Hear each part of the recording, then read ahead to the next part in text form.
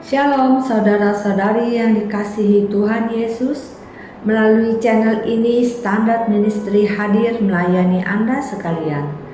Ada beberapa konten di dalam pelayanan ini. Perspektif adalah salah satunya.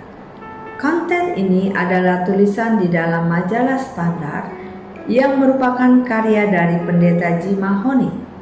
Kiranya dapat menjadi berkat bagi Anda semua. Saya akan membacakannya bagi Anda.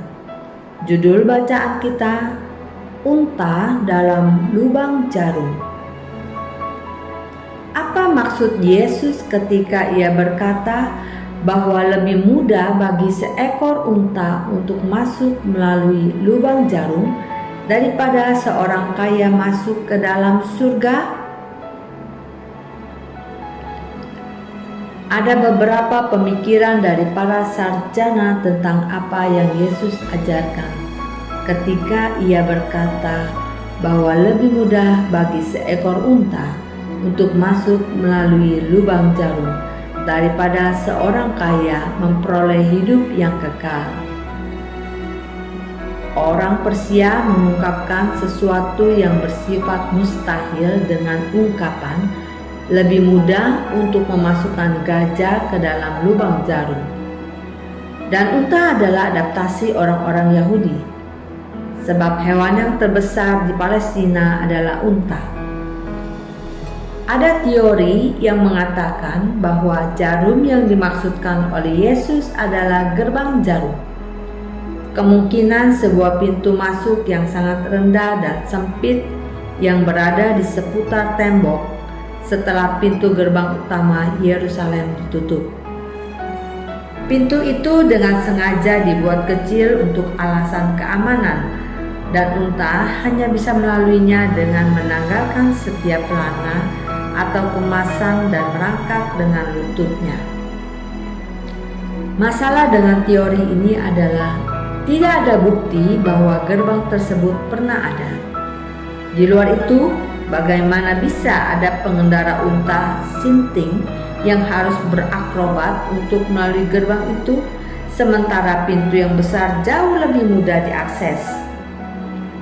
Pengajar lain lagi mengklaim bahwa kata yang diterjemahkan unta dalam bahasa Yunani yaitu kamelos seharusnya berarti kabel, yaitu kamilos.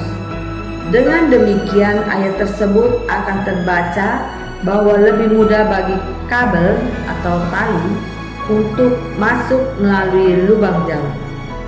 Teori ini sebenarnya membuat lebih banyak masalah daripada mengatasi masalah, yaitu menyangkut keraguan tentang inerransi dan inspirasi dari kitab suci.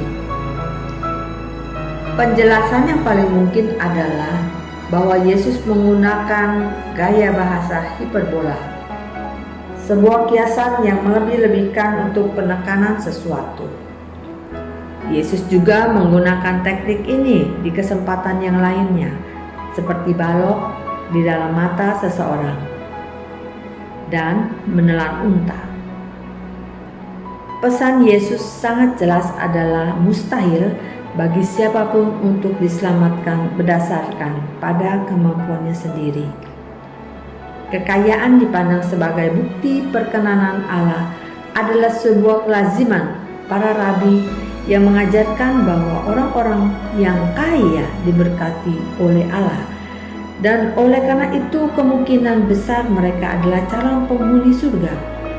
Yesus menghancurkan gagasan itu bahwa setiap orang dapat memperoleh hidup yang kekal.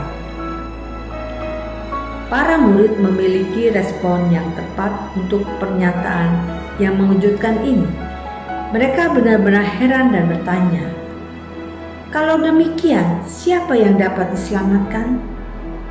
Dalam ayat berikutnya, jika orang kaya di antara mereka, yang termasuk orang-orang Farisi yang super spiritual dan ahli-ahli Taurat, tidak layak masuk surga, apa harapan yang bisa dimiliki oleh orang miskin?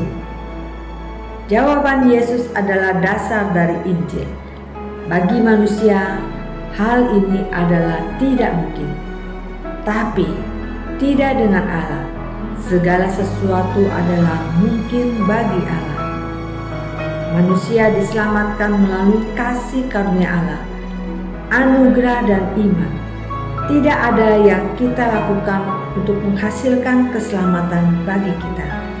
Dengan cara inilah orang-orang yang miskin secara rohani di hadapan Allah akan mewarisi kerajaan Allah.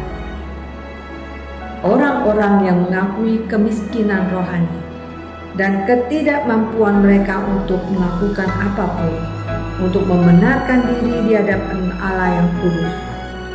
Orang kaya sering buta terhadap kemiskinan spiritual karena ia bangga dengan prestasinya dan puas dengan kekayaannya.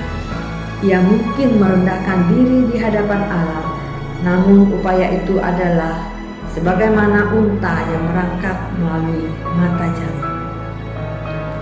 Demikianlah renungan kita dalam konten perspektif ini. Jika Anda diberkati, bantu kami untuk share, like, dan subscribe channel ini, serta klik loncengnya agar Anda dapat menerima konten terbaru kami. Terima kasih, Tuhan Yesus memberkati.